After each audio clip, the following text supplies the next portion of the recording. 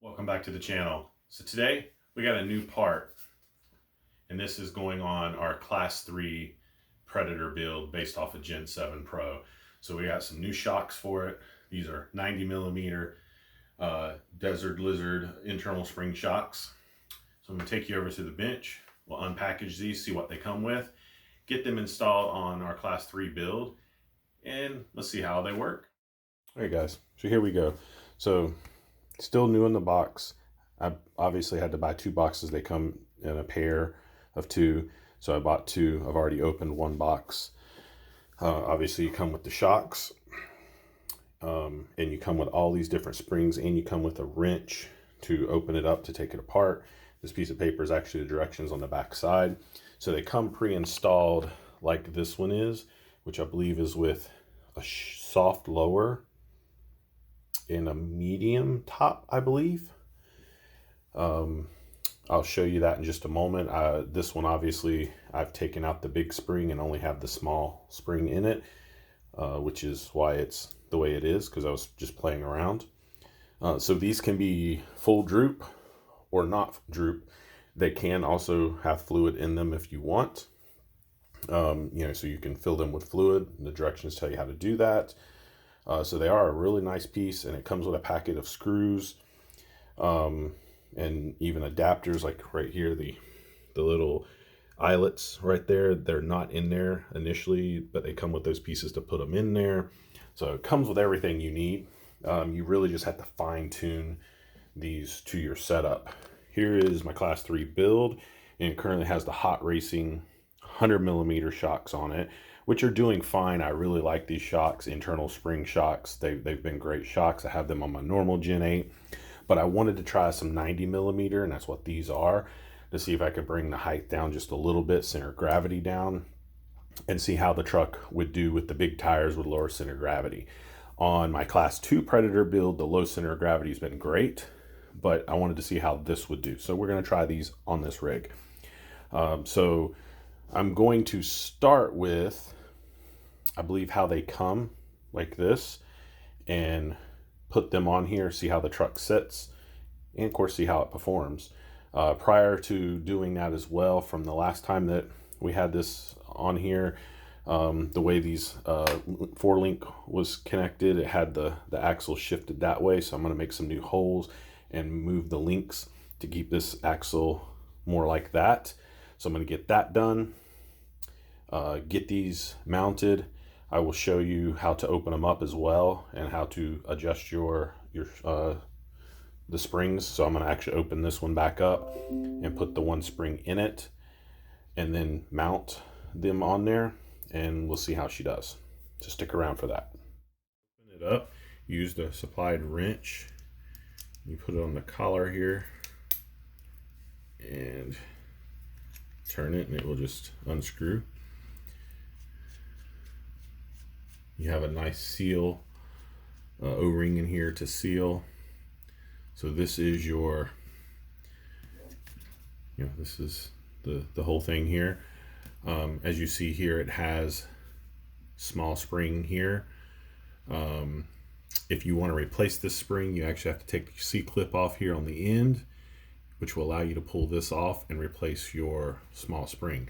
For the time being, I am not going to do that. I am going to put this back more or less the way it was. So I'm going to install this spring back in here. So you have a big spring and a small spring, depending on how you want it set up. And ultimately, you got to fine tune your system here. And again, you can fill it, and there's directions on putting fluid in this. I haven't decided if I'm going to do fluid. I'm going to sort of play that by ear. I'm going to try it without fluid, because that's how my other one is, and sort of see where she goes. So we have them both sort of equal there.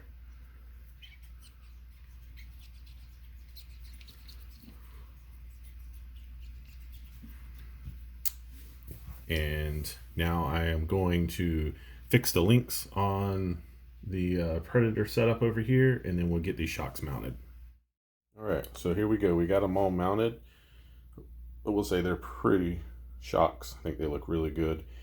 I've also Made new holes for the upper links for the forelink in the front, and the axle is pretty much straight up and down, maybe tight slightly forward, but not by much, not like it was.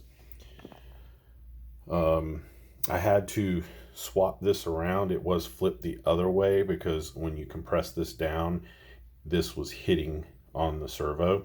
So I flipped it because of the space, give it a little bit more room. I can tell you this does sit lower now than it did by about 10 millimeter in the back and close to the same in the front. So now we really just need to take this out for a drive. I've added a support bar back here, which is just a link, extra link I had to go through to add support here, which I have Buddy making me rear bumpers, or rear and front bumpers for this. And basically, it's going to mount. I mean, I've got to shorten this a little bit for the body, but this will go in between to give support inwards, because this was real flexible without anything. And the bumper just, basically go through the screw holes and use the nuts to secure it. And the front is pretty good there, but front bumper is going to be just like it is on the other one, with a hole for the integrated kit, all that good stuff. So we are going to take it out, put the tires on it, and take it out for a test drive without the body, and see how it does with these shocks. Also wanted to show that another thing that these come with, they come with extra O-rings for your setup. It also comes with, this kit really comes with everything. So these are extra pieces for the inside of the shocks here. Like that one right there has one hole. It's like one hole. This one has 2 holes. I think the one that's on it's 3 holes, or some other 3 holes. So basically, if you're using fluid inside, you can change your dampening by just changing these, because of how much fluid can travel through the holes at one time. So again, extra O-rings. This is a complete kit for these springs. They are, possibly you might consider a little pricey, even though on A-Main they're not that expensive. I want to say $26 or something for 2. So a really well-made kit, in my opinion. Well, let's find out how they perform. All right, here we go. Testing the Gen 7 Predator setup with the new shocks.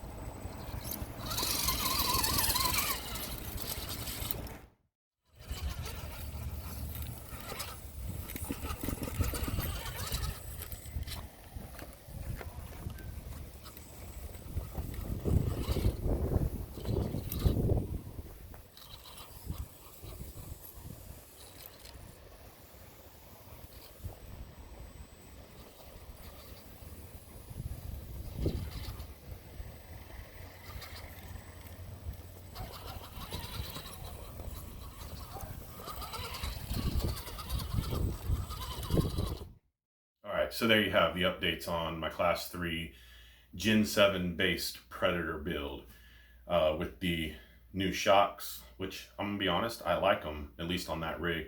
Lowered the center of gravity a little bit more, which I liked. Seems to have really good flex in it. I'm really happy with the way it performed. Of course, that's without a body, so that will change once the body's mounted.